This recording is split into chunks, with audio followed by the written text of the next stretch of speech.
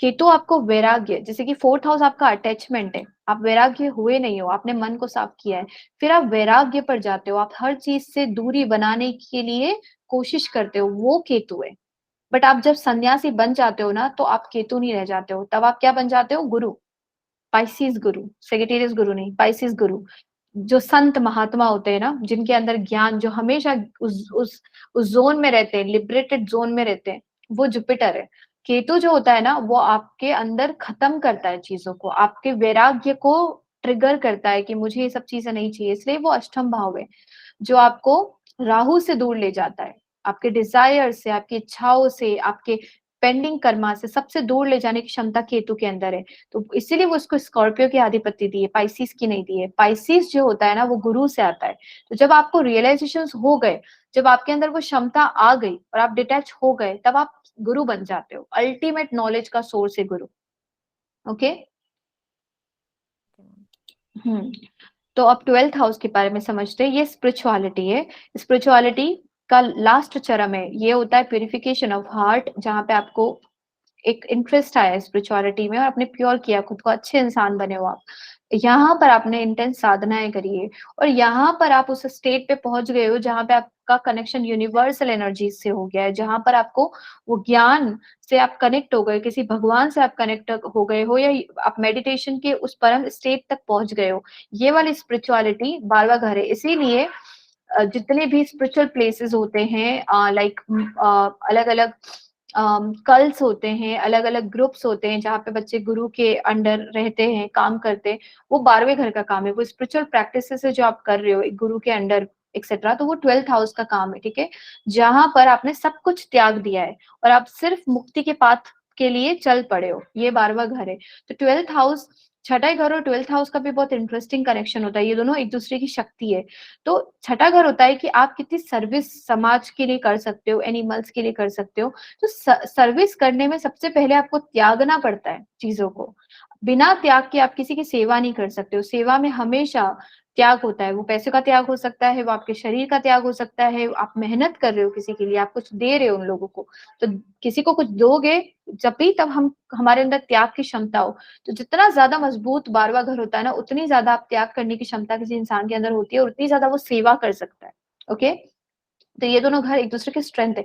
या आप जितनी ज्यादा किसी की सेवा कर सकते हो ना, या जितना आप दूसरों के लिए उपकार कर सकते हो या उनकी मदद कर सकते हो, ऑटोमेटिकली ना डिटैचमेंट के स्टेट पे पहुंच जाते हो। तो ये दोनों चीजें एक दूसरे के पूरक है। ओके। ये हमारे फॉरेन लैंड्स को भी डिनोट करता है 12वां घर, क्योंकि 12वां घर समुद्र से कनेक्टेड है। समुद्र, ओशियन, ऐसी चीज जिससे हम फेमिलियर नहीं है, बहुत लंबे टाइम तक नहीं रह सकते। तो ये 12th हाउस है, आपको बहुत अनईजी फील कराता है, आपको बहुत डिफरेंट फील कराता है। ये 12th हाउस है, इसलिए इसको फॉरेन से भी कनेक्ट किया है 12th हाउस को। ये लॉस भी है, हमारे जीवन के जितने भी नुकसान होते हैं, भले वो पैसों का नुकसान हो, इंसानों का नुकसान हो, किसी भी तरीके का नुकसान 12वां घर से आता है। ओके। ये आपके एक्सपेंडिचर्स है, जितने भी खर्चे हम लाइफ में करते हैं या जितने भी खर्चा करने की हमारी क्षमता है। ये किसी का बहुत ज्यादा स्ट्रॉन्ग 12वां घर होता है ना, वो बहुत खर्चीला बन जाता है इंसान, वो पैसे रोक नहीं पाता। तो ये 12वां घर है। और या फिर इसको आप अपनी क्षमता बोल लो कि आप कितना दे सकते हो सामने वाले को। तो या तो आपकी इच्छा से हो सकता है या आपकी बिना इच्छा से हो सकता है, बट ये 12वें घर की ताकत है जो आपसे खर्चे करवाती है। डोनेशन, जो डोनेशन करने की क्षमता हमारी 12वें घर से। इसलिए अगर 12वां घर बहुत खर्चे दे रहा है, बहुत नुकसान करा रहा है पैसों का, तो उस इंसान को कहा जाता है कि अपनी सैलरी में से कुछ पैसा डोनेट कर दो खुद ही। तो आपने 12वें घर की एनर्जी को चेंज कर दिया कि वो ज्यादा खर्चे नहीं देगा, उस आपने पहले ही कर दिया खर्चा किसी फॉर्म में। किससे रिलेटेड खर्चा करना है, वो 12वें घर का स्वामी, और बहुत सारी चीजें और देखनी पड़ती है। पर डोनेशन 12वां घर है। ओके।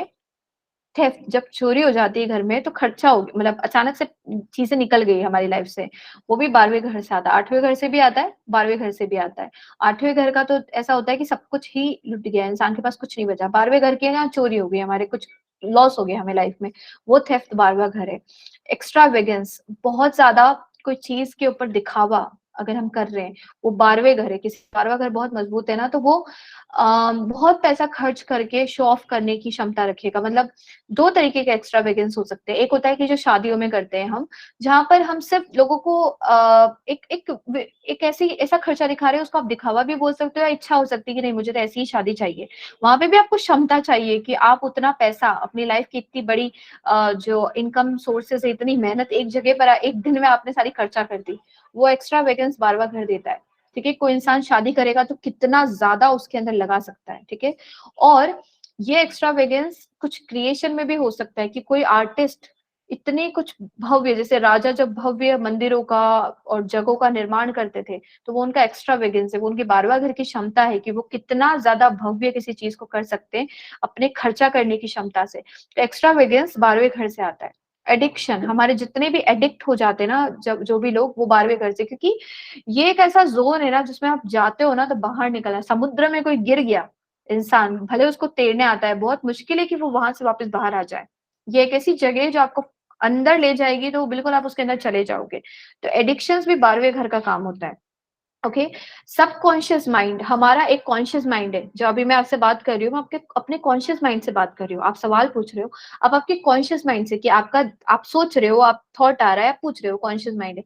सबकॉन्शियस माइंड जो है वो उसकी और डीप परत है हमारे दिमाग की, जो है ना यूनिवर्सल एनर्जी से कनेक्टेड है, जो परम ज्ञान से कनेक्टेड है। उसको आप इस तरीके से समझ सकते हो कि हम लोग बोलते हैं कि हम सबके अंदर परम ईश्वर है, ईश्वर तत्व सबके अंदर है, राइट। भगवान सबके हृदय में बैठे हुए हैं, ये सबने सुना है, ये सब मानते हैं। तो ये जो परम ईश्वर है जो हृदय के अंदर रहता है, जैसे कि अगर आप हिंदू फिलोसॉफी पे जाओ तो हमारे हृदय के अंदर भगवान का अंश है, और वो आत्मा, वो परम आत्मा, आपकी ही आत्मा जो आपकी बॉडी के अंदर है, उससे वो कनेक्टेड है, परमात्मा से आत्मा, दोनों का एक कनेक्शन है। तभी आत्मा जीवित है। आत्मा सरवाइव नहीं कर सकती बिना परमात्मा की शक्ति के। परमात्मा का एक पार्ट एंड पार्सल है आत्मा। ठीक है, हमारी सारी शक्ति उस परम ईश्वर से, उस ईश्वर तत्व से आ रही है। वो ईश्वर तत्व अगर सारी आत्माओं को ऑब्जॉर्व कर लेगा तो कोई आत्मा एग्जिस्ट नहीं कर सकती, और कोई आत्मा उसके बिना भी एग्जिस्ट नहीं कर सकती। हमारे सोर्स वहां का है, परमात्मा का। ठीक है, तो वो परमात्मा हर किसी के हृदय में, हर एक जीवात्मा के अंदर परमात्मा का वास होता है। तो ये जो परमात्मा है उसको आप सबकॉन्शियस भी बोल सकते हो। एक ऐसी परत आपके अंदर, आपकी बुद्धि में या आपके हृदय में या आपके मन की चेतना के अंदर, एक ऐसा स्थिर जिसके पास में सारा ज्ञान है, सब कुछ इंफॉर्मेशन जहाँ पे स्टोर्ड है। और इन्फॉर्मेशन कहाँ स्टोर्ड है, लाइक अगर हम स्पिरिचुअल लोगों की बात करें जो भविष्यवाणी कर देते हैं, आपके बारे में बता देते हैं, खुद के बारे में बता देते हैं, वो ज्ञान उन्हें कहाँ से मिल रहा है, वो फ्यूचर कैसे देख रहे हैं, वो पास्ट कैसे देख रहे हैं, उनके पास एक्सेस आ चुका है। वो उस परम आत्मा बोल लो, आप उसको सबकॉन्शियस माइंड बोल लो, या आप उसको यूनिवर्स बोल लो, उससे उसकी आत्मा कनेक्ट हो चुकी है। तो आप जब डीप मेडिटेटिव स्टेट पे जाते हो, या जब आप डीप स्लीप में जाते हो सकता है आपने मेडिटेशन किया, आप डीप स्लीप में चले गए, तो उस स्टेट में भी आप उस एक्सिस को, सबकॉन्शियस तक पहुंच सकते हो। इसलिए बहुत सारे लोगों को सपने में भविष्य दिखाई जाता है, दिखाई दे जाता है, क्योंकि वो भविष्य जो घटने वाला है, और पूरे ब्रह्मांड का भविष्य जो है, ये आप मानते हो कि भगवान को सब पता है। इसमें किसी को भी डाउट है कि भगवान को भी भविष्य नहीं पता है? हम सब मानते हैं भगवान को सब कुछ पता है, राइट? यस मैम, नहीं यस मैम। पता मैम। हाँ, तो भगवान को अगर सब कुछ पता है, भगवान आपके ही अंदर है, उनका जो अंश है भगवान का वो आपके अंदर है, मतलब उस अंश के अंदर भी सारा इंफॉर्मेशन है दुनिया का। अगर उसको आपकी आत्मा का एक्सेस मिल जाए, अगर आत्मा उसको एक्सेस कर पाए, उसका कनेक्शन, ये स्पिरिचुअलिटी में यही होता है, आत्मा को परमात्मा से मिलाना, आपका कनेक्शन परमात्मा से बना देना, मतलब इस आत्मा का कनेक्शन यूनिवर्स से बना देना। ठीक है, उस परमात्मा से बना देना। तो जब आपको एक्सेस मिल जाएगा तो आप सब समझ जाओगे, आपको भूत भविष्य वर्तमान सब कुछ दिखने लग जाएगा क्लियरली। ये 12वां घर देता है आपको। ठीक है, जो आपको अल्टीमेट नॉलेज है, पूरी ब्रह्मांड का ज्ञान 12वें घर के अंदर होता है। इसलिए उसको समुद्र, ओशियन से कंपेयर किया है। ठीक है, जो बहुत ज्यादा डीप और इंटेंस है। 12वां घर लगता बहुत आसान है पर बहुत ज्यादा डीप है। पाइसिस राशि ऐसे बहुत सॉफ्ट सी राशि दिखती है, बट वो बहुत इंटेंस राशि है। ओके, तो ये जो एनर्जी है ये 12वें घर के अंदर बैठी हुई होती है, कि आपका सबकॉन्शियस माइंड है, जो सबकॉन्शियस माइंड तक पहुँचना, जब कोई इंसान डीप स्लीप में चला जाए, जब आप डीप स्लीप में होते हो तो कभी-कभी आप आपके कारण शरीर तक पहुँच जाते हो। कारण शरीर जैसे कि मैंने आपको एक तो फिजिकल बॉडी जो हम देख रहे हैं, ठीक है? एक होती है आपकी सूक्ष्म बॉडी, जो फीलिंग बॉडी, इमोशनल बॉडी जिसको बोलते हैं। मेनली जो हमारे डिजीजेज़ होते हैं ना, वो इमोशनल बॉडी से जनरेट होते हैं, सूक्ष्म बॉडी से जनरेट होते हैं। पास्ट लाइफ में, पिछले जन्म में या अभी जो कुछ भी प्रॉब्लम सूक्ष्म बॉडी में चल रही है ना, जो आपको दिखाई नहीं दे रही है, बट वो आपकी फीलिंग बॉडी, एनर्जी बॉडी है। वहाँ जो प्रॉब्लम होती है ना, वही आपके शरीर में मैनिफेस्ट होती है। तो जो 12वां घर होता है, वो आपका सबकॉन्शियस माइंड है। तो वो सबकॉन्शियस माइंड मतलब जब आप डीप स्लीप में जाते हो, तो आप उसके बियॉन्ड आप आपकी बॉडी और उसके बाद सूक्ष्म बॉडी और आप कारण शरीर तक पहुँच जाते हो। कारण का मतलब है किसी भी चीज़ के पीछे का रीज़न। तो जब कोई आत्मा या तो डीप मेडिटेटिव स्टेट में या फिर डीप स्लीप में या डीप एडिक्शन में, बहुत सारे लोग एडिक्शन में भी अपने कारण शरीर तक पहुंच जाते हैं या फिर सबकॉन्शियस माइंड का एक्सेस पा लेते हैं एडिक्शन में भी। ओके, तो ये तीनों चीजें 12वें घर से कनेक्टेड है, जो आपको सबकॉन्शियस माइंड का एक्सेस दे सकती है, और वो आपका कारण शरीर है। कारण शरीर मतलब आपकी आत्मा को ये शरीर क्यों मिला, जितने भी कर्म बंधन आपके जीवन के हैं, वो उन सब की इंफॉर्मेशन आपके कारण शरीर में स्टोर्ड है।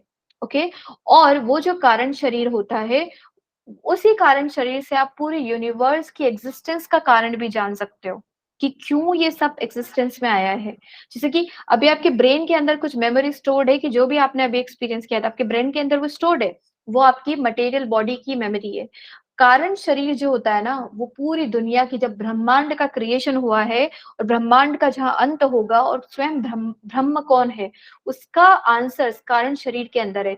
तो जो मेडिटेशन में लोग होते हैं ना, जिनको ज्ञान प्राप्त हो रहा है, या जो सिद्ध पुरुष होते हैं, जो भी टर्मिनोलॉजी आप बोलो, वो अपने कारण शरीर तक पहुंच जाते हैं। जब आपको कारण शरीर का एक्सेस मिल जाता है, तो आपको सब कुछ पता है उसके बाद में।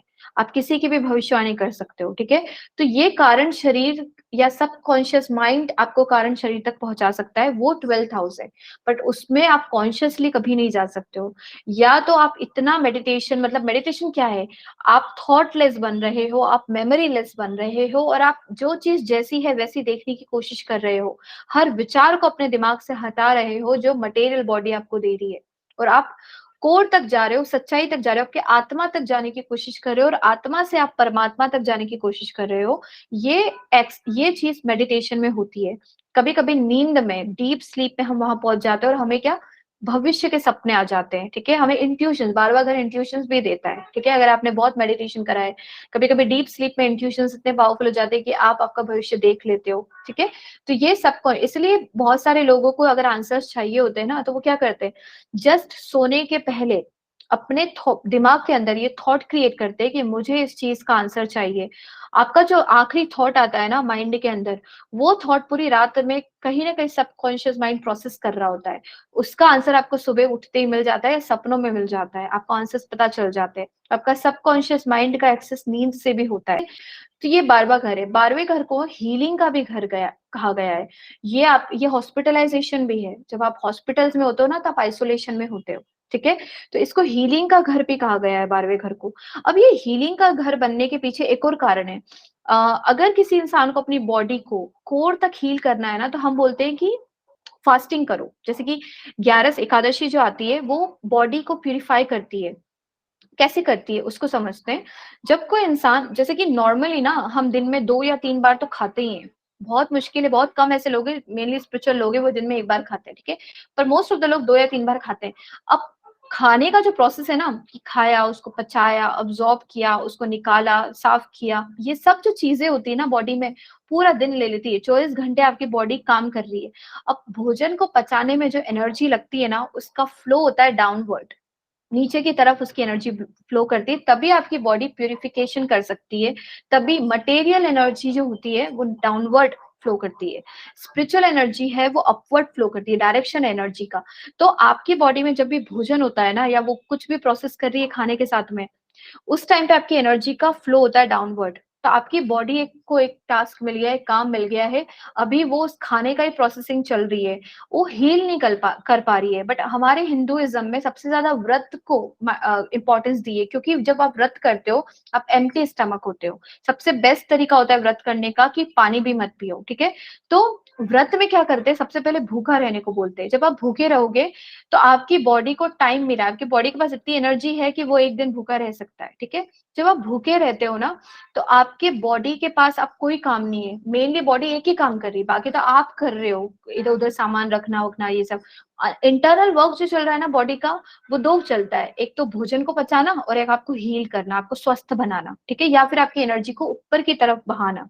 तो जब आप भूखे रहते हो, एम्प्टी स्टमक रहते हो, तो बॉडी के पास कोई काम नहीं है। एंड हमेशा ये देखना, जब आप पूरे एम्प्टी स्टमक हो ना, तो आपको नींद, अगर आपका बॉडी स्वस्थ नहीं है, तो आपको नींद आएगी। जो स्वस्थ होते हैं ना, स्पिरिचुअल लोग होते हैं, वो भूखे रह के भी बिना नींद के दिन निकाल सकते हैं। बट अगर आपकी बॉडी में कोई भी प्रॉब्लम है या ज़्यादा तमस एनर्जी है, तो नींद आएगी सबसे पहले। बहुत लेथार्जी फील होगी और आपको मन करेगा सो जाते हैं, और बहुत गहरी नींद आती है। भूखे पेट जो नींद आती है ना, वो बहुत रिफ्रेशिंग नींद होती है। अब इसका रीज़न हम समझते हैं कि क्यों होती है। तो जब आप भूखे रहोगे, बॉडी के पास कोई काम नहीं है, आपकी एनर्जी का फ्लो ऊपर की तरफ जाता है, और आप जब स्लीप में जाओगे ना, उस नींद में जाओगे, तब आप डीप स्लीप में जाओगे। भूखे पेट ना ज़्यादा सपने भी नहीं आते, आपका दिमाग के पास भी उतनी ऊर्जा नहीं होती है यूज़ करने के लिए। आपको सपने भी नहीं आते, आप डीप स्लीप में जाते हो। जब आप डीप स्लीप में जाते हो, तो आपकी बॉडी को, आपके कॉन्शियस माइंड को सबकॉन्शियस का एक्सेस मिल जाता है। जब वो सबकॉन्शियस पे जाती है, तो आपका जो सूक्ष्म शरीर है, जहाँ पे एक्चुअल में बीमारी एग्ज़िस्ट करती है, बीमारी मटेरियल बॉडी में तो बाद में दिखाई देती है, पहले वो सूक्ष्म बॉडी में एग्ज़िस्ट करती है, और समय, गोचर, ट्रांज़िट दशाओं समय वो बाहर निकल के आती है, ठीक है? तो वो सूक्ष्म बॉडी की हीलिंग होती है डीप स्लीप में, क्योंकि आप आपके प्राण शरीर तक पहुँचने का बल है आत्मा का। तो प्रोसेसिंग होती है आपकी बॉडी के अंदर, एनर्जी का विस्तार होता है, और वो एनर्जी आपकी बॉडी के सूक्ष्म स्तर, जो इमोशनल बॉडी है, आपकी मेमोरी बॉडी है, उसको प्यूरिफाई करती है, ठीक है? आपकी क्लींजिंग होती है उस टाइम पर, और उसको शक्ति मिलती है। तो आपकी बॉडी का जब सूक्ष्म शरीर हील होता है, तो ऑटोमैटिकली अगर कोई बॉडी में डिज़ीज़ क्रिएट हो रही होगी ना, वो वहीं पर हील हो जाती है। इसीलिए हमारे हिंदुइज़्म में एकादशी को सबसे महान व्रत कहा गया है। इसका बहुत अलग कारण भी है स्पिरिचुअल, बट इसका सबसे कोर कारण है, आपकी बॉडी की हीलिंग होती है। अगर कोई इंसान प्रॉपर एकादशी करे, बिना पानी के एकादशी कर ले, तो आपकी बॉडी अंदर से प्योर होगी, तो कैंसर होने के चांसेस हो, या कुछ भी हार्ट अटैक वगैरह कुछ भी है, वो सब क्लियर होगा। जैसे कैंसर सेल्स जो होते हैं ना, उनको बहुत हाई एनर्जी चाहिए आपकी बॉडी में पनपने के लिए। तो जितने भी लोग ना बहुत बार खाना खाते हैं, स्नैकिंग करते हैं, उनको कैंसर हो रहा है। जैसे फॉरेन कंट्रीज में देखो, बहुत सौ को कैंसर्स डिटेक्ट हो रहा है अभी, कैंसर डिजीज। उसका रीजन है कि बहुत ज़्यादा स्नैकिंग करने की आदत है, बहुत ज़्यादा जंक फूड खाने की आदत है। बॉडी में इतनी एनर्जी है कि बॉडी के पास एक्स्ट्रा एनर्जी, तो वो कैंसर सेल्स पनपते हैं उनकी बॉडी के अंदर। आपको कैंसर सेल्स को खत्म करना है, तो सबसे पहले आपकी बॉडी की एनर्जी लेवल को कंट्रोल करना पड़ेगा। एक्स्ट्रा एनर्जी नहीं होगी, तो आपकी बॉडी हीलिंग करेगी अंदर जाके। जब एम्प्टी स्टमक होगा, तो डिजीज अगर होगी भी बॉडी में ना, तो वो हील करेगी आपकी बॉडी, क्लियर करेगी उन चीज़ों को, और ऑटोमैटिकली हीलिंग होगी। इसलिए हम 12वें घर को हीलिंग का घर भी बोलते हैं। ओके? उसके बाद में हमारा 12वां घर सबकॉन्शियस माइंड के बाद हम आते हैं बेड प्लेज़र पे। बेड प्लेज़र समय, पैसा, इमोशन सब कुछ, आप सबसे ज़्यादा जिसके साथ ट्रांज़ैक्शन होता है ना, वो आपके लाइफ़ पार्टनर के साथ होता है। अगर है तो, नहीं है तो ऑब्वियसली कोई फ़र्क नहीं पड़ता, बट अगर है तो 12th हाउस का रोल होता है शादी के अंदर, ठीक है? देने की क्षमता है ये। उसके बाद में बेड प्लेज़र भी 12th हाउस डिनोट करता है, इसलिए शुक्र यहाँ पे जाके उच्च का होता है। Planet Venus which is the planet of love life, तो वो वहां पे पाइसीज में, इसलिए बेड एक्चुअली पाइसीज राशि ना बेड से डिनोट करते हैं, ठीक है? तो हमारा बेड प्लेजर्स भी 12th हाउस से कनेक्टेड है। अगर ये मान लो कि ये घर बहुत मटेरियल है, तो वो आपके बेड प्लेजर्स को डिनोट करेगा, और ये घर बहुत ज्यादा स्पिरिचुअल है, तो ये आपके स्पिरिचुअलिटी को डिनोट करेगा। तो 12th हाउस शादी से बहुत बड़ा कनेक्शन है। अगर स्पिरिचुअल पाथ पे चलना है, तो आप या तो आपके पार्टनर की सहमति, क्योंकि स्पिरिचुअल पाथ पे बिना इसके ब्रह्मचर्य के कोई नहीं चल सकता। सबसे पहले तो आपको आपके सेंसेस को कंट्रोल करना पड़ता है, भले वो भूख हो, प्यास हो, कोई भी सेंस है। तो उसी के साथ में आपको आपकी सेक्सुअल डिजायर्स को भी कंट्रोल करना पड़ता है। तो ये 12th हाउस है, ठीक है? शादी से इसका एक कनेक्शन है। तो पार्टनर का सपोर्ट है, तो बहुत ही लकी है वो इंसान कि उसको स्पिरिचुअल पाथ पे चलना है, उसके पार्टनर का सपोर्ट है। बट उल्टा भी हो सकता है कभी-कभी कि अगर ये घर यहाँ पर आपको तो स्पिरिचुअल बना दिया है, आपके पार्टनर स्पिरिचुअल नहीं है, तो एक कॉन्फ्लिक्ट क्रिएट करेगा, लड़ाई झगड़े क्रिएट कर सकता है। इसलिए सप्तम भाव से ये छठा हो जाता है 12वां घर। तो लड़ाई झगड़े अगर कम करने हैं तो बेड प्लेजर अच्छा होना चाहिए, और बेड प्लेजर अगर कम हो रहा है और अगर पार्टनर स्पिरिचुअल नहीं है तो ये झगड़ों का कारण बनेगा शादी के अंदर। ओके, तो ये 12th हाउस आपके बेड प्लेजर को भी डिनोट करता है, ये हमारे स्लीप को भी डिनोट करता है, क्योंकि स्लीप में ही हम सबकॉन्शियस माइंड तक पहुंचते हैं। ओके, ये हमारे हॉस्पिटल भी है, हॉस्पिटलाइजेशन, क्योंकि हम आइसोलेशन में जाते हैं, हम हील करते हैं लोग, हम सेवा सेवा से इस घर को बल मिलता है। जितनी ज्यादा सेवा लोग करेंगे आपकी, जब आप बेड पर हो, बेड हॉस्पिटलाइज्ड हो, तो उतना ज्यादा आपके 12वें घर में चांसेस है कि आप हील आउट हो जाओगे। आपकी बीमारी को सही करने की शक्ति 12वें घर से आता है। जब आप हॉस्पिटलाइजेशन हो जाते हो तो आपका पूरी निगरानी में आप होते हो, तो ये हॉस्पिटलाइजेशन भी है, ये जेल भी है। आइसोलेशन होता है जेल, तो अगर किसी इंसान की जेल योग कुंडली में दिखाई दे रहे हैं तो हमें क्या करना चाहिए, उसको बोल देना चाहिए कि आप आइसोलेशन में रहो, लोगों से इंटरेक्ट मत करो इस टाइम पर। तो वो जेल योगा ही है, अकेले रहना, किसी से मिलना नहीं, तो वो जेल वाली फीलिंग देता है। तो जेल भी 12वां घर है। हमारी लेफ्ट आई, राइट आई हमारा सेकंड हाउस होता है, हमारी लेफ्ट आई हमारा 12वां घर है। ठीक है, और मोक्ष त्रिकोण है, ये मुक्ति, स्पिरिचुअलिटी, अल्टीमेट नॉलेज का घर होता है 12वां घर। और हमारे जीवन का डाउनफॉल भी यहीं से आता है, मटेरियल लेवल पर जीवन का डाउनफॉल ये घर करा सकता है। क्योंकि अगर आपको बहुत नुकसान हो रहा है, अगर आप हर चीज लूज करते हो, अगर आपके पास पैसा है, सब कुछ खो दिया आपने, तो ये आपका डाउनफॉल का भी कारण बन सकता है। ठीक है, तो ये 12th हाउस है। तो आपको कोई भी डाउट हो आप मुझसे पूछ सकते हो। मैम